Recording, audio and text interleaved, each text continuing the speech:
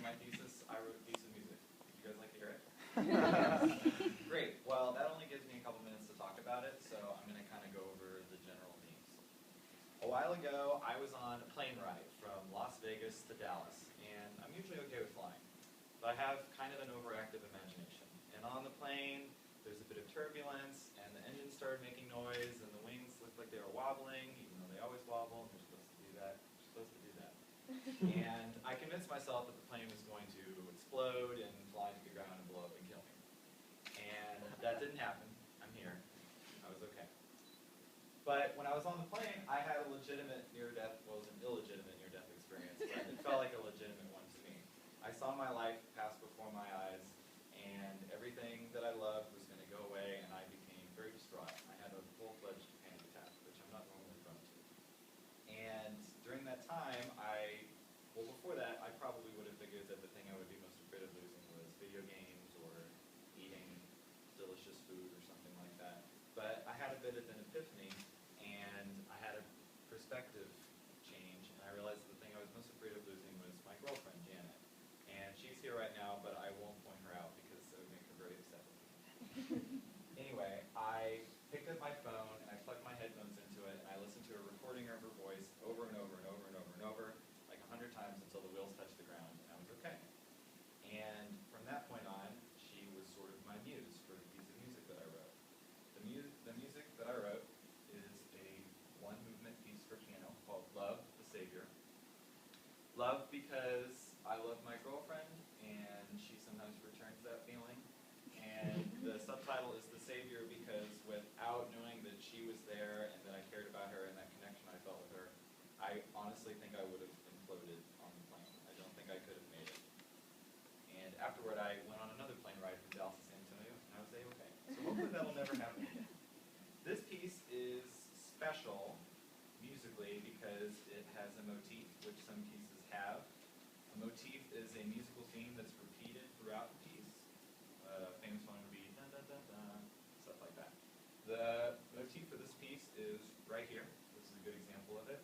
And Brian, could you give us a bit?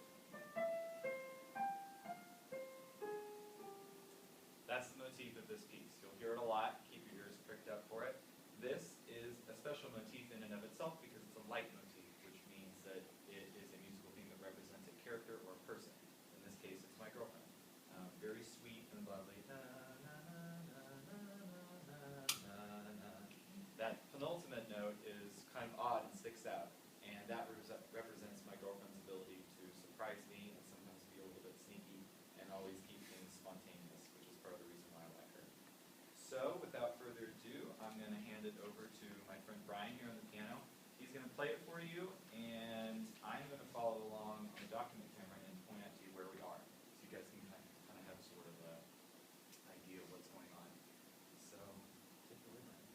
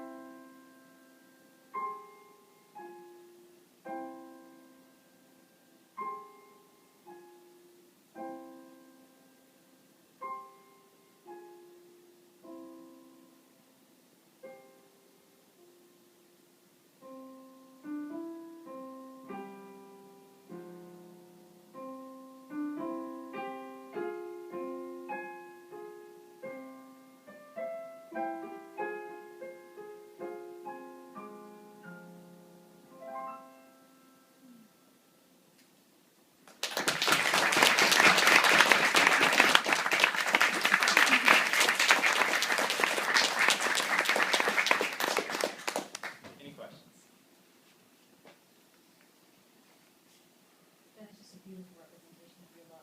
So do you weave a lot of like other types of emotions into your music, and some other examples would be great?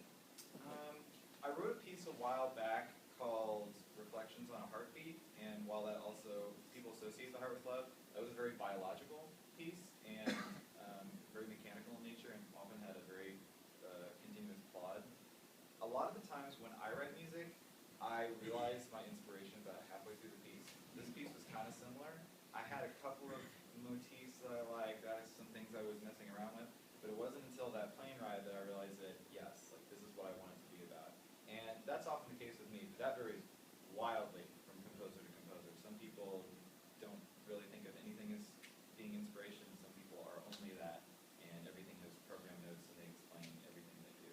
I'm probably somewhere in the middle ground. I've written some pieces that just come to me out of nowhere in the shower, or something like that, and pieces like this which have much more deep emotional meaning.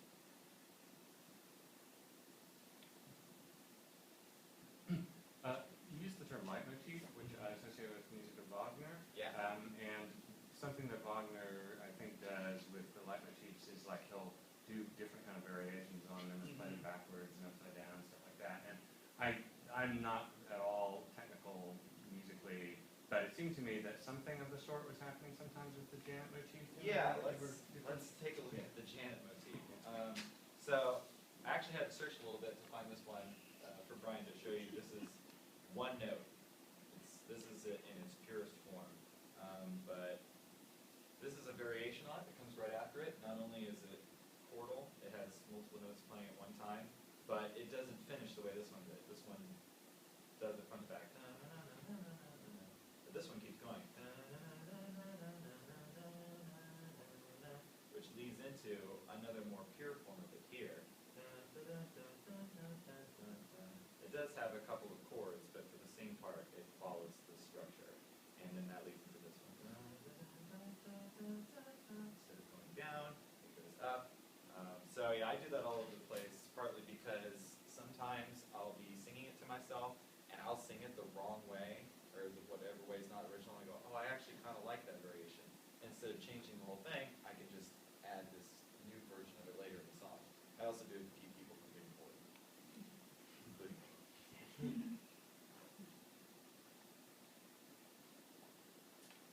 Just coming back to the plane flight, a quick question, something I was wondering is, to what extent did the fact that you were just leaving Las Vegas play into I'm not much of a partier, so perhaps there was some PTSD of my experience with Las Vegas. I didn't do anything ridiculously crazy. I gambled for my first time. I wasn't 21.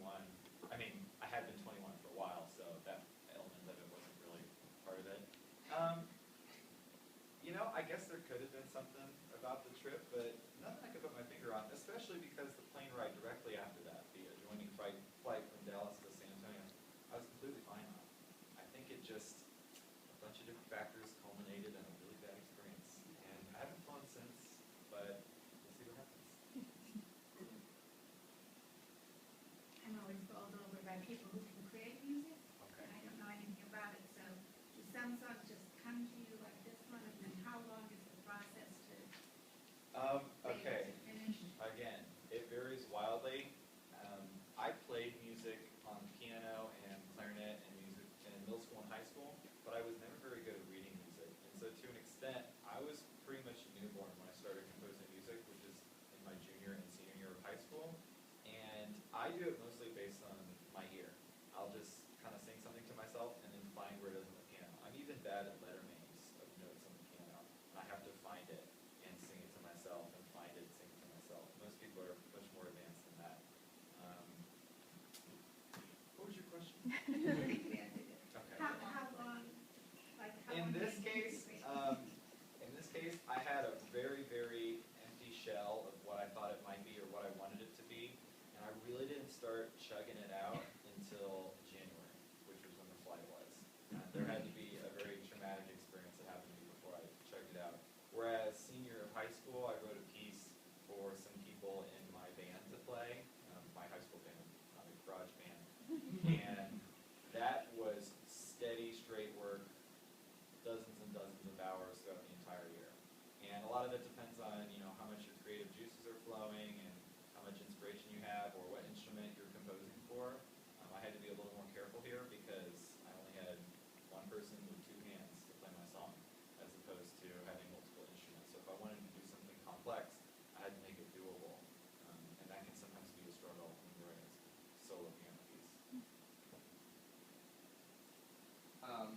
always have a lot of respect for composers simply because I can't even begin to do something like this. But is it more difficult to write, as you said, a piece for multiple instruments, or? It certainly takes longer. I mean, there's literally more music to write, and it depends on what you're comfortable with doing. I actually felt more comfortable writing for multiple instruments in high school because I was in the marching band, and all I did was band, and I had friends in saxophones and flutes, and I kind of knew how they all worked. But it had been a long time since I'd taken piano lessons or worked with someone who played on the piano. And so when I came to college and I took a composition class elective my freshman year, a lot of the stuff we had to write was for piano, and that was really hard for me to get back into the swing of things. So comfort zone plays a big part. You know, if you're really into strings, you're probably great at that. But someone goes, hey, can you help me with my tuba piece? You might get freaked out. So, and you know, I've been writing for piano for a while now in college. If I had to go back and write a piece for the whole band, I'd probably have to, you know, brush the rust off again. So you have to get into the swing of things. Do you listen to a lot of other music when you're composing, or do you try to divorce yourself from others' music? Oh man, yes and yes. I frequently find myself scrutinizing my own music, and I'll think of something that's just amazing, it's incredible that no one's ever thought of that before. Oh wait, Samuel Barber already did, and I stole it from him. I've had to pluck several things from my music because I have copied it directly or kind of transformed it a little bit in my mind and then put the Andy stamp on there. So it is nice to get inspiration, but sometimes your inspiration sounds so much like the original work that you can't use it, or you feel bad for doing so. So to an extent, it is helpful, but it can bite you in the rear too. Last question. Last question. Okay, so how do you know when that's it? How do you know when it's where you done? It's not right now. Tomorrow. I Yeah, could you change go it. home tomorrow. I heard some things I didn't like. It will never be perfect. And on top of that, it has to be played by a human. And if it's not played by this human, then maybe, I can't even play the piece the way I want it to be. That's why he's doing it. There's no perfect place. You just have to be satisfied with it after a while. It's sort of like, you know, shaving off time for a race.